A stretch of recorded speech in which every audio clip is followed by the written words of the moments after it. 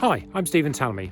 In this video I'm going to talk about how I wrote the trailer music for the independent film Asking God. In a big budget film, usually the trailer is created by an outsource agency and they license music from a production music library. But in this case I wrote a piece of music specifically for the trailer and the director edited it himself. I'll leave a link to the finished trailer below, but in the meantime let's get back to the studio and walk through the track. So let's take a look at how I went about writing this track. So the first thing you'll notice here is the 3-act structure that I've actually put in markers here. So Act 1 is sort of establishing the world in which the trailer is in. Act 2 is where things all kind of go wrong. And Act 3 is the climax and release of the trailer. So let's look at Act 1. The main features really in this are a simple piano part, and mostly it's these LCO textures pad that are used within the soundtrack. So let's have a quick listen to Act 1 before we go any further.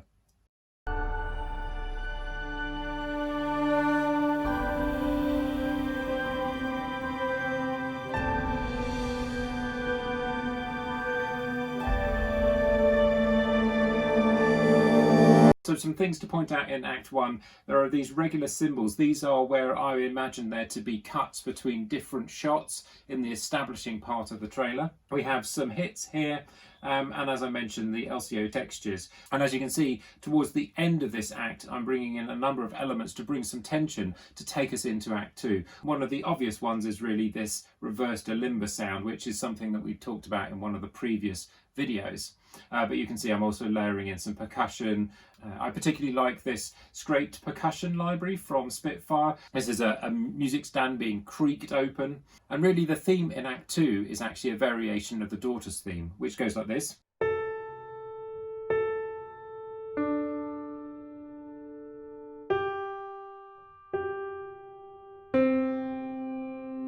Now, within the trailer, I've simplified that a lot, and I've actually just had it going from an octave, so just...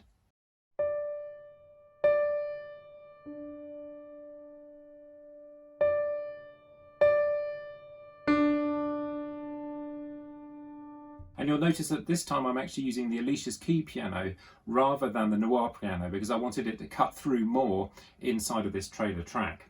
So if we just isolate this stack for a second, we can listen to the piano part and also the alimba. If you remember, in one of my previous videos, I described how I sampled this instrument.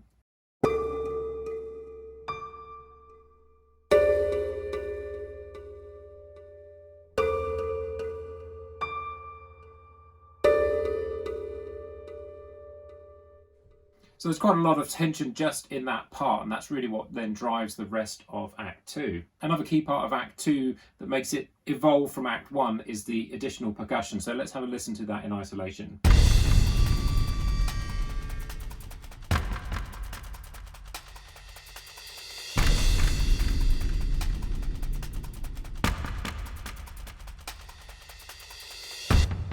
And I've also added a delay effect to this Hans Zimmer percussion.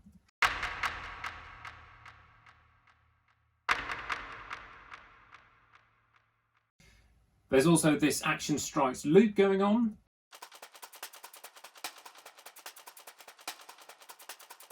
This is like a ticking clock, which is a very common thing to add into a trailer. Let's have a listen to what's going on in the strings part. And really one of the main feature instruments, once again, is that amplified cello, which I used as the father's theme.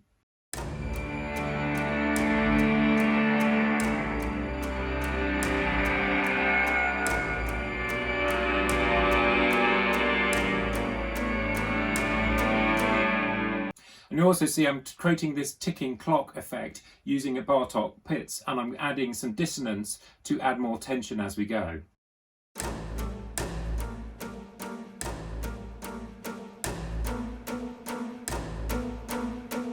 Down in the ethnic stack, we're using a lot of orbis once again. So we've got these enchanting vocals, the uncontrollable swells, and the conch shell. Let's listen to those.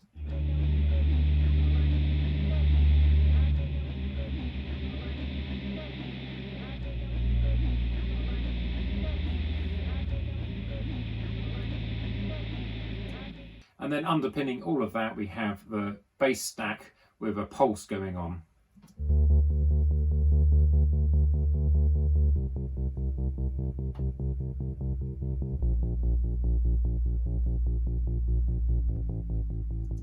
That's the first section of Act 2, and then we have a breakdown section. So let's listen to those two sections together.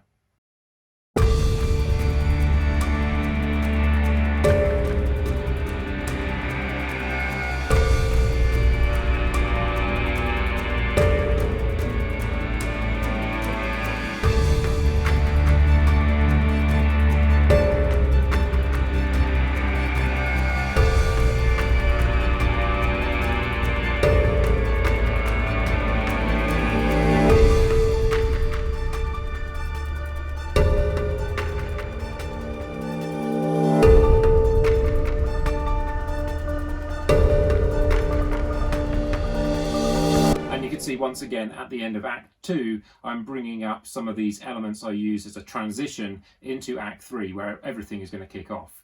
So in Act 3 you can see I bring in brass, I bring in more percussion, and also I'm adding some symphonic strings to the chamber strings that I was using earlier in the track. So let's listen first off to the brass section.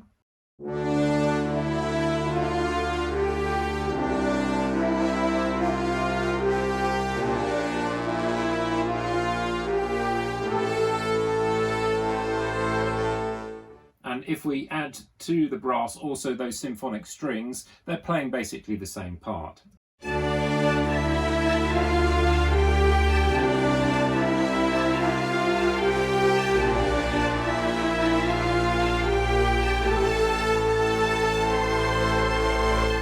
Quite a lot of the pace is now building also in the percussion section, so let's listen to that.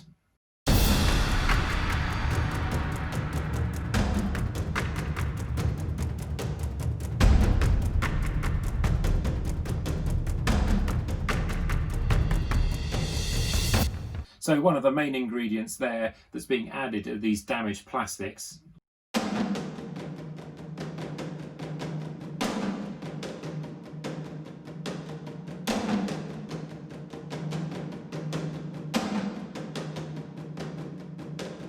So towards the end of the track I also bring in other trailer elements, so whooshes, sub-hits and risers.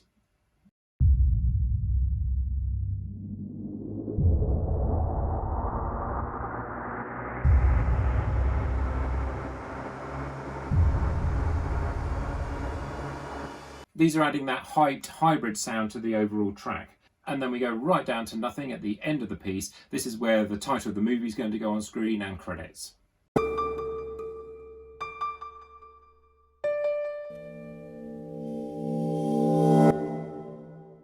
So let's have a listen to Act 3 together.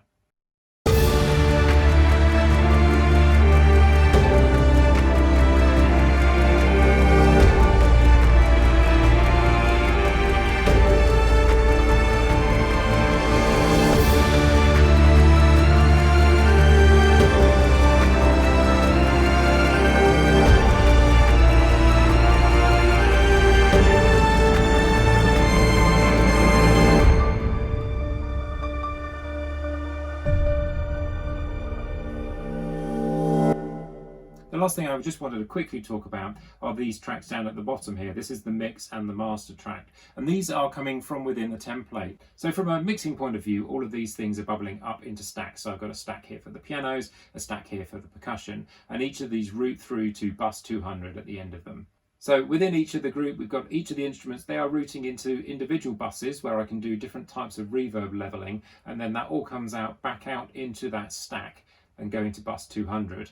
Bus 200 is coming into this channel, but you'll also see it's coming into this track here, and this is how I can record the mix without any mastering plugins. And then things are going into the mastering channel, and you can see I'm using Ozone 8 here with a maximizer and an equalizer, so not too much on the mastering bus. And then you'll see this output of this mastered track goes into the master recording. And so you can see down here we've got the two tracks that I've got recorded. That means I can simultaneously create both a mix version of the track and also a mastered version of it, and compare and contrast the two of them.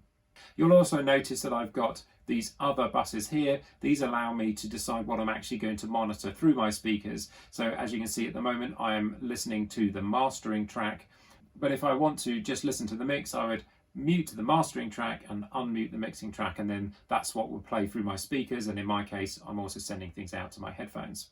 So all I really need to do to bounce this down is arm both of these tracks, and I'm going to position just ahead of bar 5 and hit record.